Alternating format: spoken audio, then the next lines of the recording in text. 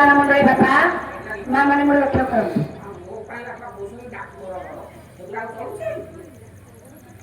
अरे से जा जानी छले तुम सबरा को कहानी चल देखिबा सुंदर आगिया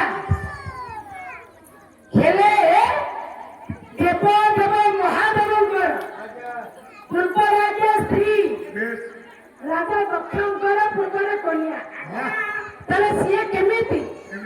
मेरिया को गर्भरे स्थान नहीं सुंदर आगिया प्रसंग में धर्म को लक्ष्य कर केमिति आगे ताको गर्भको गले घटना ना तो है छिपर राजा हेले बापा ना जेमिति कर्म सेमिति कर्मरे जे धुरंधर ताको बापा कहबा दक्ष अच्छा ना स्त्री ना हेले प्रस्तुति ना जेमिति कर्म सेमिति साथियाटा कुमारी गोटे के पुरो जन्म करिथिले अरे किए की मान्या ताले देखिबा से राजा दक्षिण घटना के होइछि कोन भागवत राजा जगन्नाथ दास कहले राजा इंद्र करुथिला क्या विश्व शांति महादेव सर्वाधीश्वर देवराज इंद्र निमंत्रण करिथिला क्या देवता मानव ये मतिवर मानव पक्षपात मंत्रण करिथिला मैं तो बात कहूं भागवत जगन्नाथ दास कहले कहले दक्ष देश भाव मते बोले ब्रह्मचर्य रे धर्मिले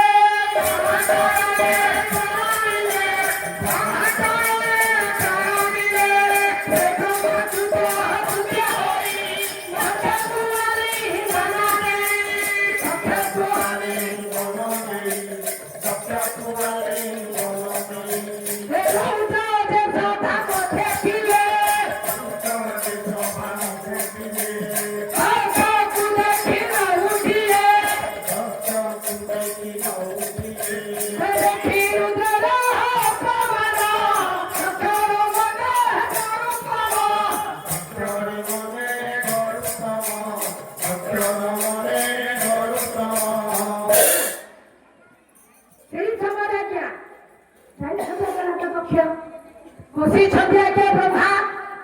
जय के सर्वमंगल ब्रह्मा को प्रणाम करे ब्रह्मा के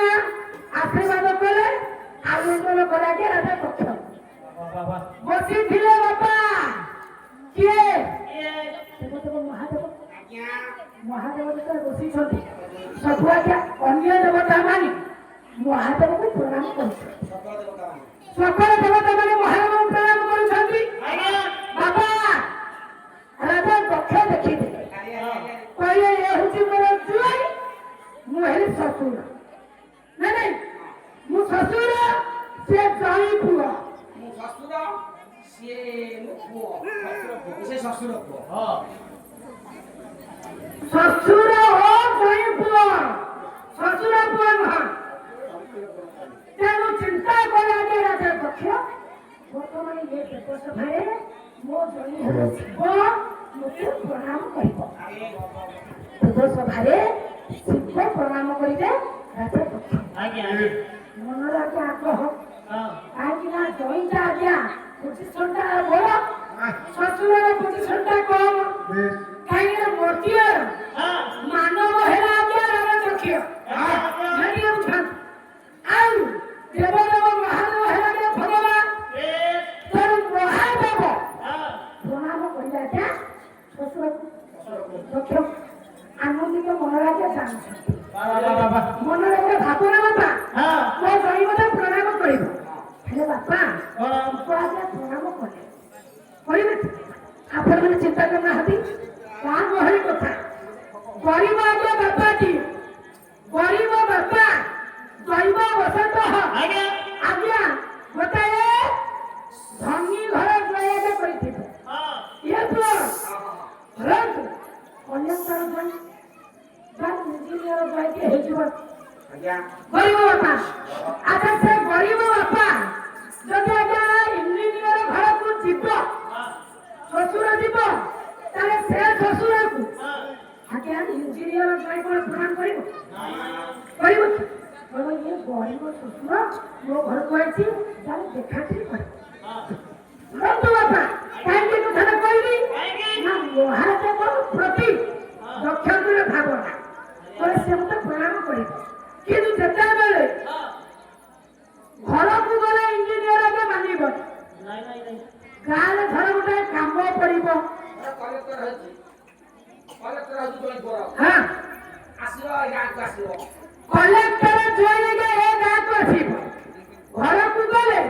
ଗରିବ ଶ୍ୱଶୁରକୁ ଆଜ୍ଞା ପ୍ରଣାମ କରୁନଥିବ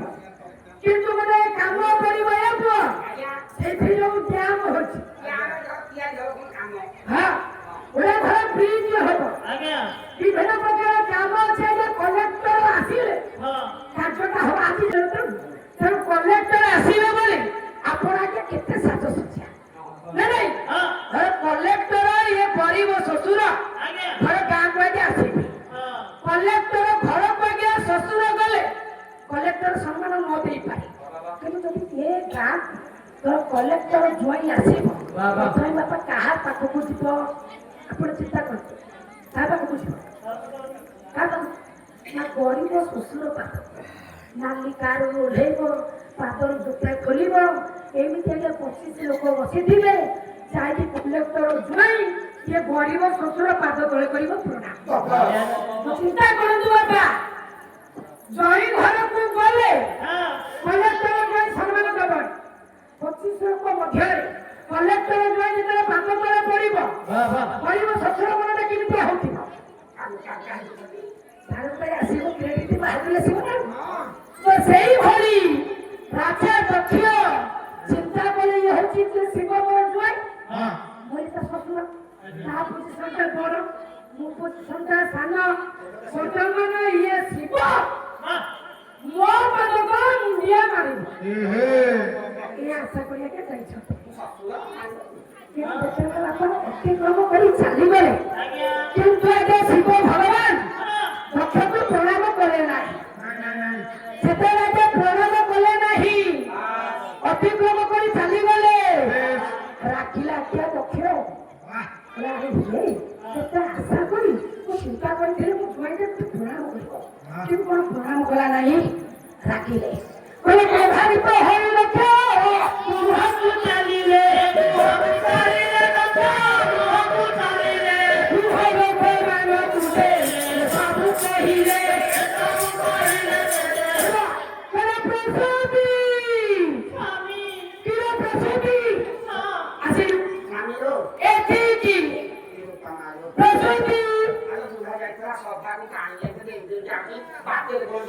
ଆଜି ଯାଇଥିଲି ଦେବସଭା ଦେବସଭାରେ ଆଜି ଅପମାନ ପାଇଛି ଏ ଅପମାନ କେହି ନୁହଁ ଅପମାନ ଦେଇଛନ୍ତି ତମରି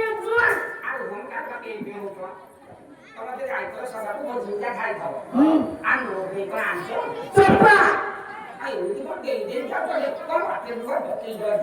ପ୍ରସୂତି ନା ଆଜି ଦେବସଭାରେ ପ୍ରସୂତି ତମ ଜ୍ୱାଇଁ ଯୋଉ ଶିବ ମତେ ପ୍ରଣାମ କଲାନି ଆପଣ ତ ଜାଣିଛ ସେ ଯୋଉଟା ଭାଗବତିଆ ଲୋକ ଭାଗବତିଆ ଲୋକ କଣ କହିବ ଭାଗ ଖାଆନ୍ତି ପରେ ଗଞ୍ଜେଇ ଟାଣନ୍ତି ପରେ ବ୍ରାଣ୍ଡି ପିଅନ୍ତି ପରେ କପଡ଼ା ଟାଣି ପିଅନ୍ତି ସାରା ଦେଇକି ତମେ ଦିନ ମୁଣ୍ଡେ ମାରିନାହାନ୍ତି ଏଇ କଥାକୁ ତା ନାଁ ଦେଇଦେଲା କଲିକତା ଆରେ ସମସ୍ତ ଦେବତା ମାନେ ବସିଥିଲେ ମୁଁ ଏତେବେଳେ ଶ୍ୱଶୁର ହେବି ସେ କାହିଁକି ପ୍ରଣାମ କଲାନି ଯଦି ପ୍ରଣାମ କରା ହେତୁ ତମେ ଦେଇ ଯାଉ ତାହେଲେ ସ୍ୱାମୀ ଶୁଣିବ କଣ କହୁନା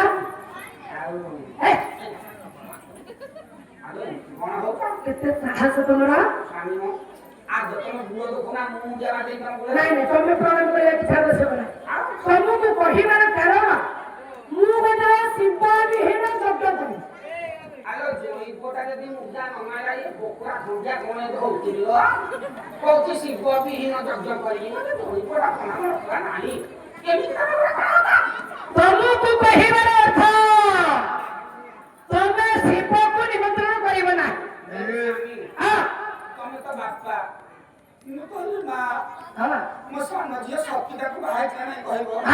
କେତେ କଷ୍ଟରେ ମୁଁ ଜନ୍ମ କରିଛି ସାନ ଝିଅକୁ ତମେ ମନା କରୁଥିବ ତମ ବିରୁଦ୍ଧ ହେଇକି ତାକୁ ବାହା ହେଇଛି ଆଉ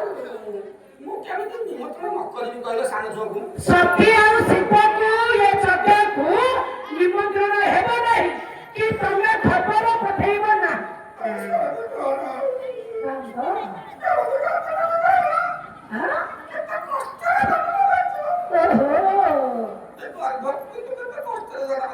ସାନ ଝିଅକୁ ମୁଁ ନିମନ୍ତ୍ରଣ କରିବି ଆସିବନି ସେ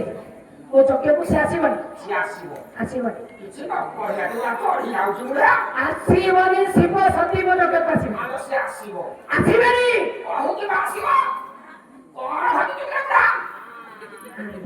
ଆଲୋ କିଛି ନ କହିଲା ତ ଆରେ ଆରେ ଚଇତା ତୁ ମଲେ ମୋର କେତେ କହିତା क्या करेगा काली खोलता क्या करेगा କଣ ସବ ପ୍ରସୂତି ଅନାଲୁ ନାଇଁ ବୁଢା କଣ ହଉଛି ଲୋ ଏ ବୁଢା କାଳେ କେମିତି ହଉଛି ତାକୁ କାଳେ କଣ ହଉଥିଲା ପ୍ରସୂତି ସିନି ତ କଥା କିଏ କେମିତି କଣ କହିଲ क्या ଆରେ ଚଇତା मले मोर केते घंटा क्या करेगा काली खोलता चुप आलो कम कतरे रही 100 का छुआ जन कर आउ कोन जागु बाहाले बुढ़ा को काली भाषा जन कर पाइला ତଣ୍ଟି ଚିପି ଦେବି मोर कोन दम नाही दियो नाही ये कोन हଉଛି ଶୁଣ हां ଶୁଣ ତମେ ସତୀ ଶିବକୁ ମୋ ଯଜ୍ଞକୁ ନିମନ୍ତ୍ରଣ କରିବନି आलो देखते हैं जरा चलो देखि स्वामी ହଁ ହଁ ଏଥର ବାଟକୁ ଆସିଲେ नोट ना छोटे रे मोर फुटाई बोली जरा तो ଆଉ ମୋ ମା ମାନଙ୍କର समझ रहा ଆଉ ତାଙ୍କର କଣ ଚାରି ଛଅଟା तो तिले तू कोटा देखि स्वामी ହଁ ହଁ तम कथा मानुची मु साने सब निमंत्रण करबे ଏଥର ଠିକ ଅଛି मार हृदय ने कि बसे काठै कि रहि जीवी ହଁ ହଁ मना करते बुढ़ा आवनी सी गंगुलो ହଁ ହଁ कम अनिच्छा बोला कि कष्ट होଉଛି ଏମିତି ମା ମାନେ ଯେତେବେଳେ ଝିଅ ମାନେ ଝୋକେ ଆଗେ 5 ରାତ ଧରି ପାଦ ପଡା ହଉଛି ନା ଘରକୁ ବନ୍ଧୁ ବାନ୍ଧବ ସମସ୍ତେ ଆସିଥିବେ କୌଣସି ମା ରାଗିଲା ଝିଅ ଆସିନଥିବ ଏମିତି କାନ୍ଦିବ ସେ ହଁ କାନ୍ଦିବ ଠିକ ମା ହଉ ହଉ ହଉ